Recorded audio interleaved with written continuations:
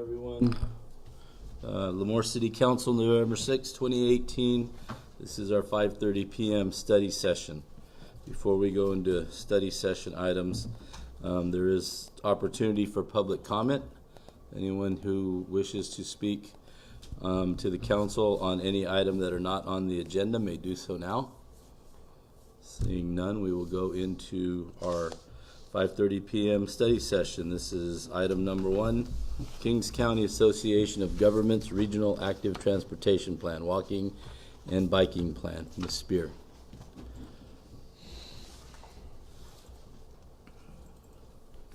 Good evening, Mayor and Council members. This evening we have Mr. Nico Latunik. He's a project manager employed by KCAG. He's going to be here this afternoon or this evening to give a brief presentation on the Regional Active Transportation Plan, which also includes biking and walking paths in our community. So I'm going to go ahead and turn it over to Nico.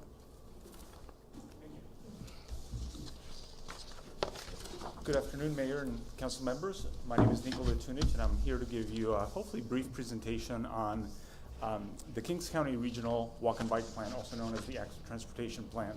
This is a plan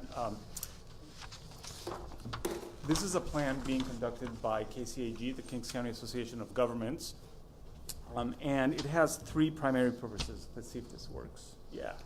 The 3 main objectives of the plan are: 1, to advance the local efforts of pedestrian bicycle planning by the cities and by the county. Some have done more work than others.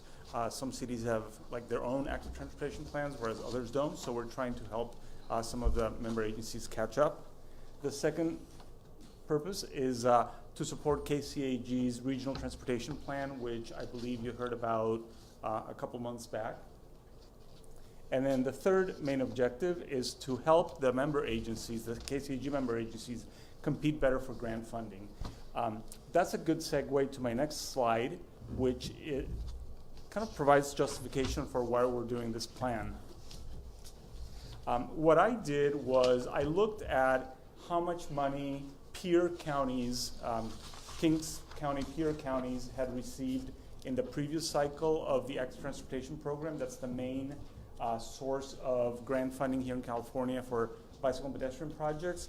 And in that third cycle, as you can see, Kern County got $20 million. That's quite a bit. Fresno got $8 million, Merced a little bit less, Tulare a little bit less, Madera a little bit less, and then Kings County didn't get anything during the third cycle. Now, this is not an entirely fair comparison because some of these counties are much bigger, and so I looked at how much each county had gotten per person.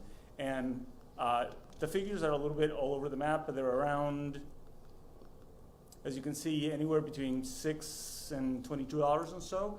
And if we use the average and applied it to the number of people in Kings County should have gotten about $2 million in that third cycle. And yet the county got 0, and that's because the member agencies did not submit applications, or their applications were not successful. So again, the purpose of the plan is to help the member agencies do better next time around. I don't need to go into this in great detail, but the benefits of active transportation include individual and public health benefits, mobility, access, circulation, neighborhood livability, local economy, and environmental benefits such as improved air quality, less noise pollution. In terms of the plan project timeline, we've been going at it for about 1.5 years, and we're getting close. Now we have a draft plan, but it launched back in April of last year. Then we did a task looking at existing conditions, just kind of setting the planning context for the plan. Then we did a community needs assessment where we had an online survey, a map where people could pin comments, and solicited input from the public. And this is essentially what we heard. The main pedestrian concerns were lack of sidewalks. This is not a huge surprise, but lack of sidewalks, lack of trails, lack of safe crossings at busy intersections, and then no street lights or too few street lights. It was dark at night for people walking. The bicycling concerns, again, no huge surprises, but lack of facilities on the streets, rough pavement with potholes, no trails, lack of bike parking, and again, lack of street lights. And then there were some concerns that were not infrastructure related, but other things such as driver behavior. So drivers being aggressive or distracted, not stopping for pedestrians, lack of promotion or encouragement of bicycling, and bike lanes blocked by parked cars. And then there were a series of concerns that I don't know that the plan can really tackle, but I just thought I would mention them because they did come up quite a bit. So scary or threatening dogs in prevent people from walking or biking. Individuals who people see as threatening and they feel threatened for their safety, and then uncomfortably hot or cold weather. So having heard from the community, we put together one chapter for each of the member agencies on the different kinds of improvements that could be made in order to improve walking and biking. Now, because the agencies had done some previous planning work, we mostly incorporated the projects that had already been proposed by the various jurisdictions. And so for Lemoore, we looked at the city's general plan and then also the bikeway networks in the Kings County, the previous regional bicycle plan, and also the previous RTP. And that's how we came up with the bikeway network for Lemoore. And then for walking, we looked at recommended pedestrian projects from the city's general plan, the ADA, that's American with Disabilities Act, American with Disabilities Act transition plan, and then my own observations. That was still a lot of projects, and so what we wanted to do is look at what projects might do best under a funding source like active transportation, because the active transportation program is looking at certain criteria. They have their own priorities, which might or might not match the city's priorities. For example, ATP won't fund streetscaping projects, even though maybe the city wants that. And so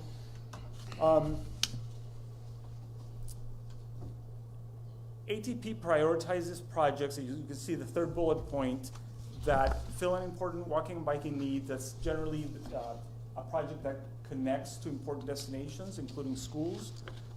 Also a project that addresses safety issues, a project that is located in or that benefits disadvantaged communities as defined by the state, and projects that have gone through their own local planning process and enjoy some local support. And so we did, as part of the plan, we did an equity analysis to look at what areas of the county fit under disadvantaged communities, because you do get a lot of points for that. And there are parts of Lemoore that qualify. And so we came up with some projects that would do well under ATP. And so for bicycling, that's bikeways in these areas of the city that, again, qualify as disadvantaged communities, and those tend to be the areas between 19th and 17th Avenues, and also south of Cinnamon, and north of Highway 198. That general area is considered a disadvantaged community. And then for walking, again, projects in those areas, especially those that improve access to schools. Like I said, that brings us to the draft plan that you have in front of you. We are soliciting comments from the public and from the member agencies through December 4th. And once we get comments, we will go ahead and finalize it. I don't know if you've had a chance to look through the draft, but these are the contents. They more or less match up with the presentation that I just gave you. So there's an introductory chapter, a chapter that explains better the benefits of active transportation. There's the results of the equity analysis and also public health analysis that we did. The results of the community needs assessment, existing conditions, those proposed improvements, and then the priority improvements. And finally, a chapter that outlines the potential funding sources for these types of projects. Again, like I said, once we get input, we will finalize the plan, and hopefully the KCAG board will adopt it in January of next year. Thank you very much. I'm happy to answer any questions. I have a question, if I may. Yep. When you're talking about on local priority, have local public support. Now, are you talking about dollars, or are you just talking about public support itself? Are you talking about matching funds that has to, you know, I mean, if the dollars that comes from the state that we have to, yeah, that we can use, do we have to use matching funds to, I mean, dollar for dollar, or is it just if our plan meets because this plan goes to the state, it goes to somebody, it just doesn't go to Kings County, it goes to the state, and they determine whether it's worthy. So I was talking mostly about public support. Did it go through its own planning process? Did the city have a plan? Just because you do get, for the extra transportation program, there's a lot of points involved around that. Right. In terms of matching funds, you do get some credit for matching funds. It tends to be fewer points. The state just doesn't prioritize that as much. Okay, in the so extra it's not a transportation necessity. program. And you don't have to Okay. match it 100%. Like Okay. you will get some points if you match 5% or 10% of the project cost. And one other question, if I may, is disadvantaged communities.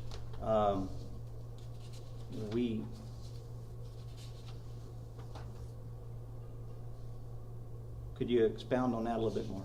Yeah. And how it pertains to Lemoore? Yeah, so the extra transportation program from the beginning emphasized funding to disadvantaged communities. That's really important for the program.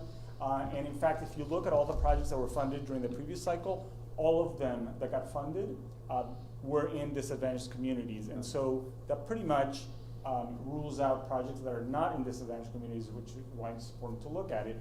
And so the state bases it on three main factors. One is median household income and how that compares to the state's median household income. The second one is exposure to environmental pollution, and it's because the state has developed this tool that you can use in order to determine whether your town is exposed to environmental pollution or not. And then the third one is the percentage of school children who are eligible for free or reduced price school meals. Okay. And so we did an analysis and found a couple of areas of Lemoore that do qualify. That do good. qualify? Yep. Okay.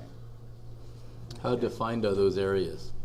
How Oh, generally by census tract or by block group, which is a subdivision of a census tract. so do you You know can use either or. off the top of your head which ones those are? In I don't. Lemoore? It's in the plan, but I don't have it in my head. Yeah. Is this kind of like the RDA was at one time? Can they go and use it for anybody else self-righteous gain? Like, for instance, they was using the RDA for golf courses, and they had to take it. That's what made the governor, the light came on to disapprove of that. Is it something like that where you could put it where you want to put it, regardless? I'm not familiar with the RDA. This is a competitive funding source, and so the California Transportation Commission receives applications from many, many cities and counties around California. But it And goes then- specifically to them For that areas. plan. So does the project have to be In that- defined specifically There you in go. our proposal? Is what Yes, So the then application has to be anything- very specific about what your. if Thank we're you. saying we're use going to the be funds putting for. in sidewalks from this stretch to that stretch, or That's a right. bike path from here to here, And and there- that's the only place where we can expend that money. Yep, and they're very clear Okay. that you have to be really specific. And us working as a municipality, but we can also work with you guys if we want to have a, because it's a regional bike walking plan. If we wanted to have something that's going to go across more than one boundary, like through Hanford, Armona, through Lemoore, and keep going west with it. Is that something that you guys already thought about or looking at as a county? I don't want to put words into KCAG's mouth, but I would think that that's a good role for KCAG Yeah. to serve as a coordinating agency between different member agencies. Right, so we can come up with maybe one type of plan that we have our plans within our municipalities, but maybe something as a county per se, that that would Yep. maybe have more meat to it when we send it up send it to Sacramento. They'll say, well, this is going to take care of more than just one municipality. It's going to take care of many. That's right. Yep. Yeah. What about actually preparing the proposal? Is there places that we can go for assistance, for our staff to get assistance in preparing this? Or is Yes, it? there are several I would say, advocacy groups in California that will help cities that want to submit funding applications. So there is a whole kind of body of technical assistance out there. And Caltrans, the regional district office, for example, they'll review applications and provide feedback. And as part of this round, we also helped Corcoran put together an application. We had kind of funding for one application, and so we looked at all the different cities and the different kinds of projects and decided that this one particular project in Corcoran would be very well suited to the ATP.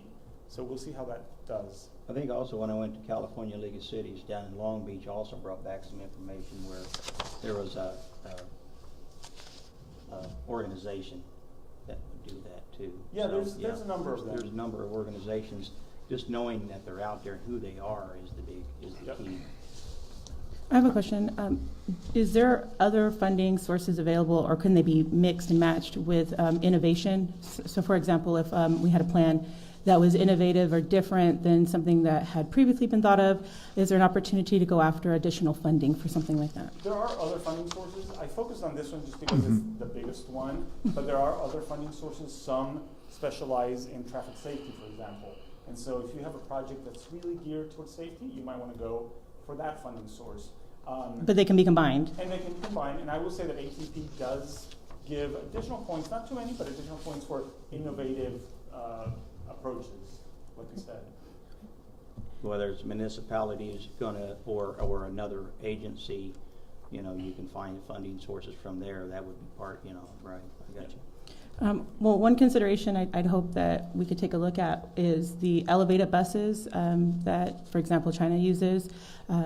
Right now, they go over existing infrastructure, so that could potentially save monies in that we already have existing infrastructure, but it's innovative in that a lot of places aren't doing it, and it is an opportunity to look at ways of making traffic safer and more environmentally sound, and we already have examples and data from other places that we could take a look at and add to an idea for a plan. So I'd like to take a look at that if that's possible, please. You guys do counties as well? Like little cities like Stratford, Kettleman City? Do you guys do? Yeah, so the plan also looked at the unincorporated communities, so they are very much part of the plan. Thank you. And we will be presenting to the county on the 20th. Okay, yeah, because you got Century Union. Okay. Yep. All right, thank you, sir. So the timeline, when would we have to have something submitted? It says final plan November, December, or January 2019, is that correct? What is the So we're timeline? looking for comments on the draft, the admin draft that's out now by December 4th. Okay. And then we will put together the kind of final draft and take it to KCAG in January. Very good. So about a month for comments. So if possible, I'd really like to take a look at the idea of an elevated bus, and I'd also like to take a look at if electric is a possibility, because that's some infrastructure that we could add to existing lights, for example. Could also be potential charging stations if we had electric, and that could add to our lighting as well. And I'm wondering if there's an opportunity to look at additional funding sources for going in a direction that way. I've seen those elevated buses that you mentioned. They're very innovative. Yeah.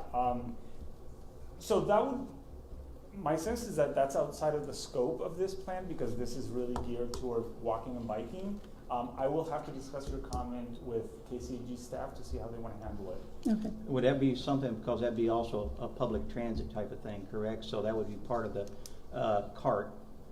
So Right, CART may be interested. yeah, I'm on that. I'm on the CART board. So if I mean, one way or another, I guess we can get it back to Angie Dow and go from there if you like.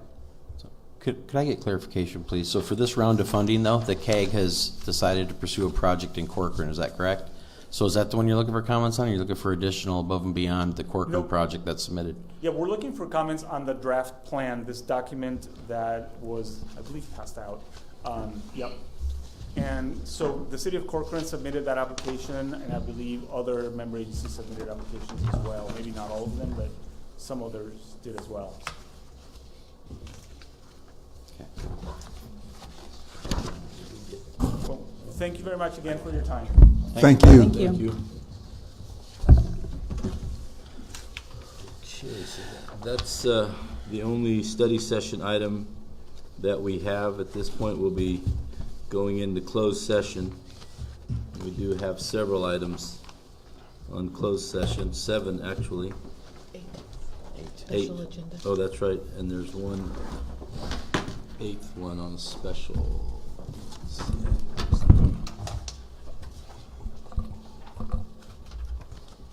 Okay, yep. Thank you. Okay, so, and you're going to talk about number 2, correct? All right, so number 1 is conference with labor negotiator. That's under Government Code 54957.6. That's Janelle Van Binsbergen. Our city attorney is a negotiator, and the organization is General Association of Service Employees, Lemoore Police Officers Association, Lemoore Police Sergeants, and the unrepresented employees. I'm going to skip 2. I'm going to go to 3. That's conference with legal counsel, existing litigation. It's Government Code 54956.9D1, Mary J. Venegas versus Holly Andrade Blair, case number 18C0289. Number 4 is a conference with legal counsel, existing litigation.